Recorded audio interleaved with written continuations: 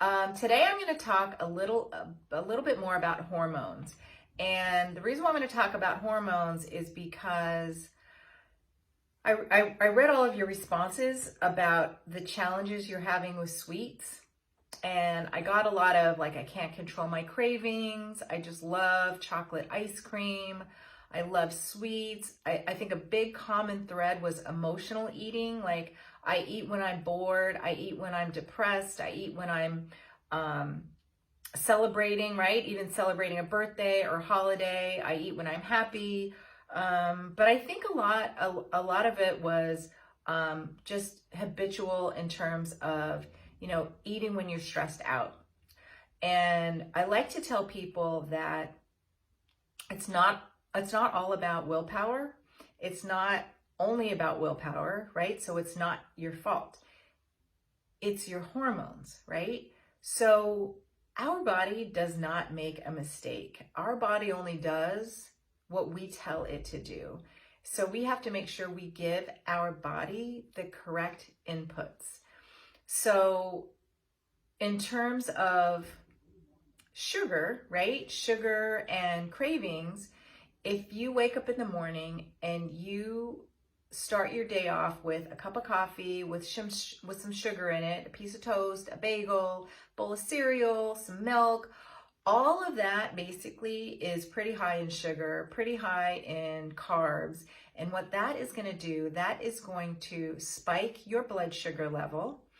And your body knows what to do, right? When your blood sugar goes up, in comes another hormone called insulin, and insulin is going to drop your blood sugar down.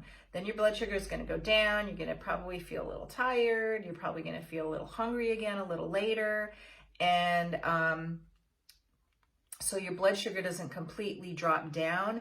In comes another hormone called cortisol, and that will bring your blood sugar back up to a better level. But then if you're hungry again later, you might have a craving for a cookie. You might have maybe a sandwich, a bagel, and that cycle starts all over again. The blood sugar goes up, the insulin comes in, and insulin is a fat storer. So if you're eating sugar and carbs all day, that insulin is really going to start storing some fat.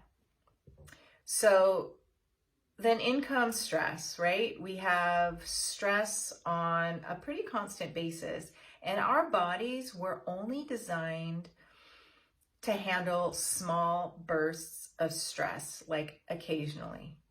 And what we're doing now is the input that we're giving our body is we are under chronic amounts of stress, day in and day out, year in and year out, decades later. And our body was not designed for that. So cortisol is our stress hormone that is released from the adrenal glands. And our body knows what to do when we're stressed. We release this cortisol, and cortisol is really good. Cortisol, say you're running away from a lion, it is going to increase your blood flow. It's going to it's going to increase your blood pressure, and it's going to increase your blood flow to the right areas, right? It's going to go to your arms, your trunk, so you can run away. It's going to go to your brain so you can think clear. It's going to increase blood sugar to give you that quick burst of energy. It's going to mobilize fat and protein because you could only have so much blood sugar for quick energy. And if you need more energy stores, that's going to be coming from your fat and your protein. It's going to increase your immunity. It's going to increase your inflammation. And all those things are good on a short-term basis. So if this is going on for a long period of time, if you can see where I'm going, it's going to cause things like high blood pressure, a high blood sugar, which is diabetes. It's going to cause a depression in your immunity. It's going to cause depletion of, it's going to cause you to draw from like your protein stores and your bone and your protein, especially from your bone, so causing like osteoporosis and problems with if you might have some injuries, right? Because you're degrading your muscle protein now. I made a couple notes here. It's going to start having more chronic problems with your brain. So problems with your memory, maybe depression, anxiety, brain fog. You walk into a room and you can't remember why you did that. It's going to increase fat storage, and that fat storage is going to be around your organs and around your waist, right? If you tend to be like even on the thinner side, but you tend to gain weight just around your midsection, that's a very common sign of adrenal stress,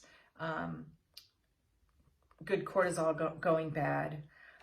It can downregulate your thyroid, and that's going to cause problems with your metabolism. It can cause problems with your sex hormones. So it can increase chronic pain and increase toxicity in the body. So you can see there's so many things that this chronic stress can affect long term. So we really need to find ways to help manage that stress. And I like to equate stress as withdrawing from your bank account. So if you continue to withdraw from your bank account because you're stressed all the time, what metaphorical deposits can you make into your bank account so that you don't end up in the red, so you don't end up in trouble? So things like sleep, gratitude, hugging loved ones, meditation, yoga, things like that. Sometimes people are over exercising, and that's also too much stress on your body. So you have to kind of find out where you are and what things you need to implement. And I actually use a test to test the adrenals to see how you are managing stress. Are you super high on the stress level, or are you super low? Because after decades of chronic stress, those cortisol levels can become really depleted. So that's why I really wanted to talk to you about stress today. So not only does it play a part in hunger and cravings, because when we're stressed, chronically stressed, we are not going to be able to control our hunger and cravings. When we're not sleeping very well, we're not going to be able to control our hunger and cravings. So again, it's not your fault. It's your hormones.